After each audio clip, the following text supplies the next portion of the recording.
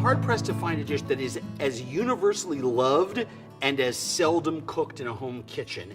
And I think the reason it's not cooked at home as much as it should be is that some of the ingredients are a little confusing. So I'm gonna cook this recipe for you, but I also wanna kind of go through the ingredients a little bit and demystify it in the hope that you will make this tonight at home. So the first thing to talk about is the noodles, right?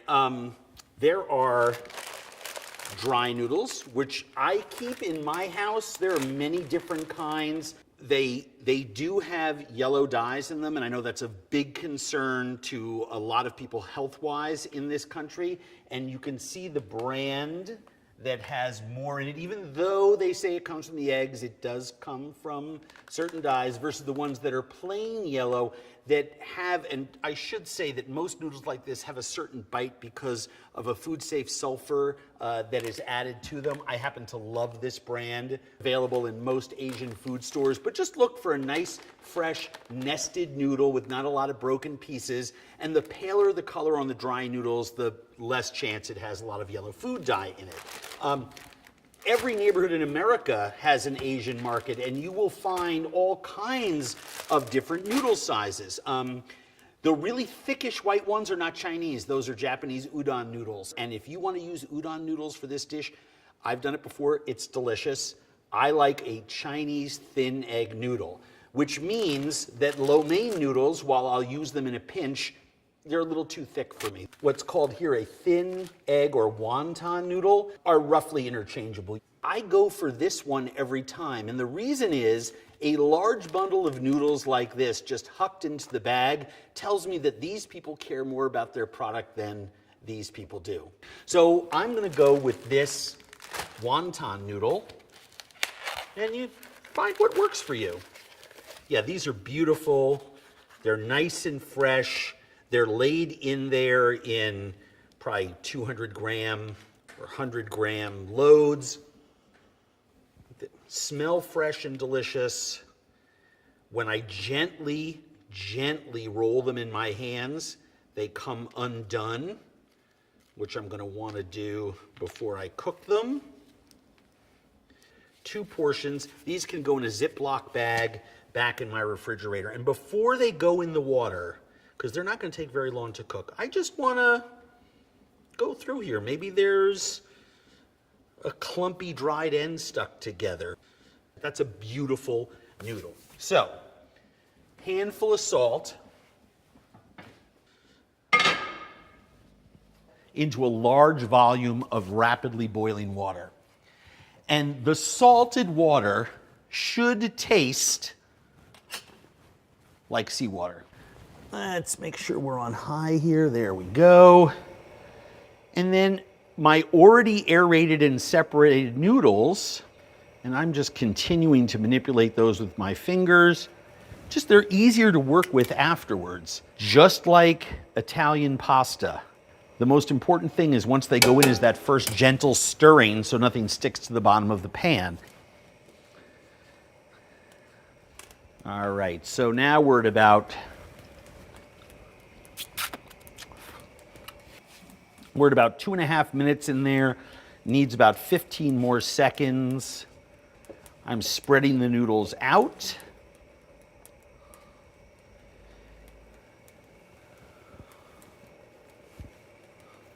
And by using the right piece of equipment and by agitating those the right way, I now have all the noodles out of there. So now I can go to the sink and rinse these with cold water.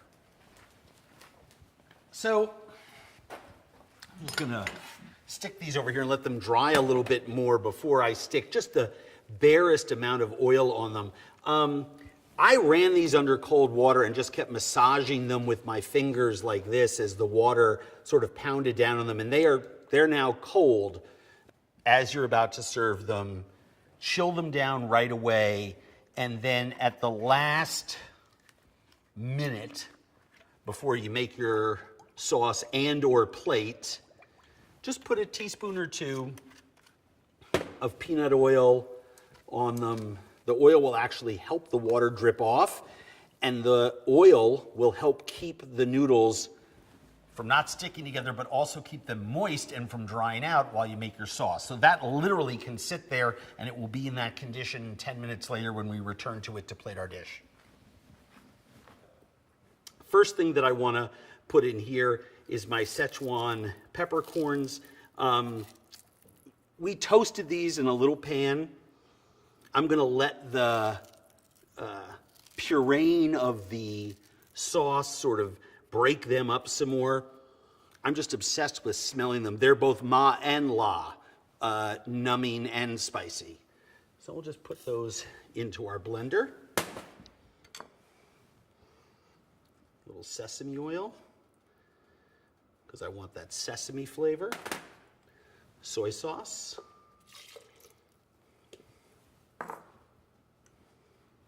Sugar. Toasted sesame oil. So I'm guessing that first one was probably peanut oil.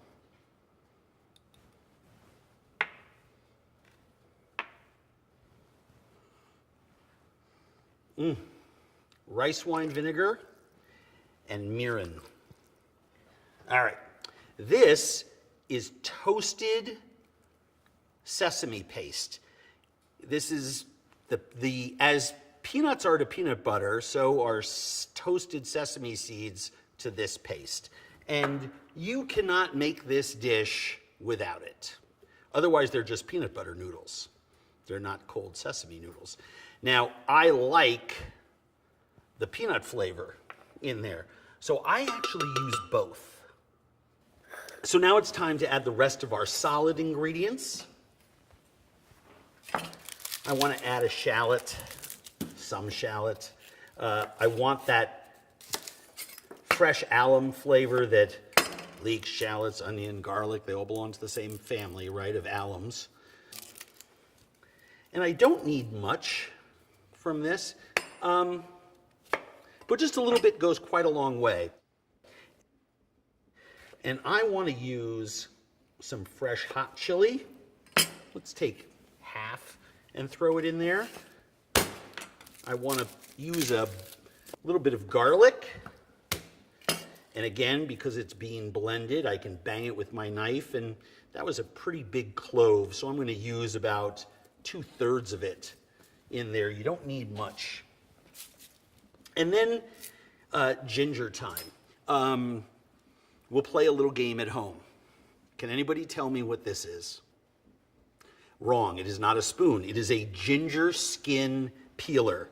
If you take it against the ginger, this is a very old piece of ginger. The paper is dried and brown and leathery. You can literally, once you kind of get adept at it, go in between the fingers of even the tiniest little pieces of ginger. I mean, there's no knife work is going to get you in there. And I just want to show you, that's what a spoon can do in 45 seconds. You only need this much for this recipe. I'm just kidding. I'm actually going to put the whole thing in. And I actually, you know something? That's probably the right amount. Next thing we want to do is our garnish. I'll leave the center of this for the cook that doesn't know what to do with the knife and the cucumber. Didn't see that. All right, let's work around it, right? There are no problems in the kitchen, just challenges and opportunities.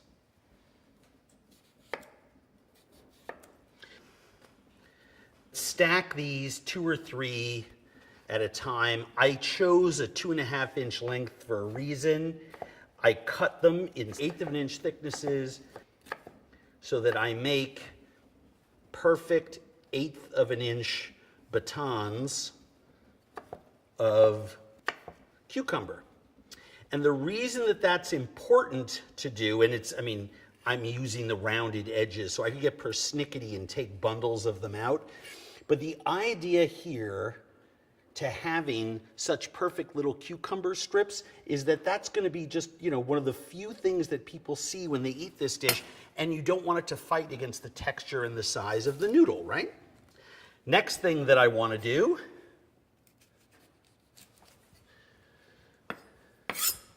again, it's just you and I cooking.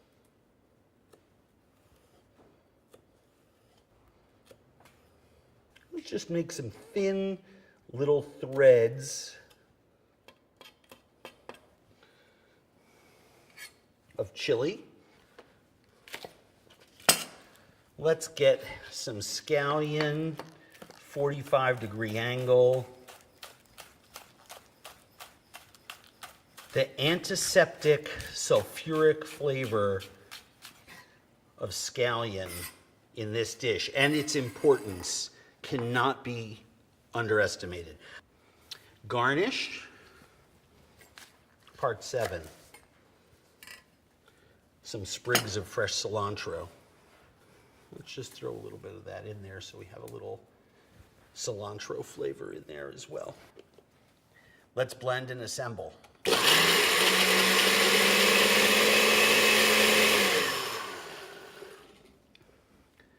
The last time I used the Osterizer 1/10 horsepower classic was back when Dwight Eisenhower was president. Mrs. Eisenhower loved it when I would go over and cook this dish for her.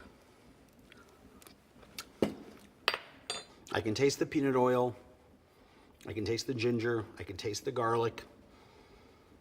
Yeah, it's perfect. You can see the consistency of my dressing is not thick and cloying and nasty, right? This is the super fun, awesome part. The noodles are just exactly in the same shape they were when we left them.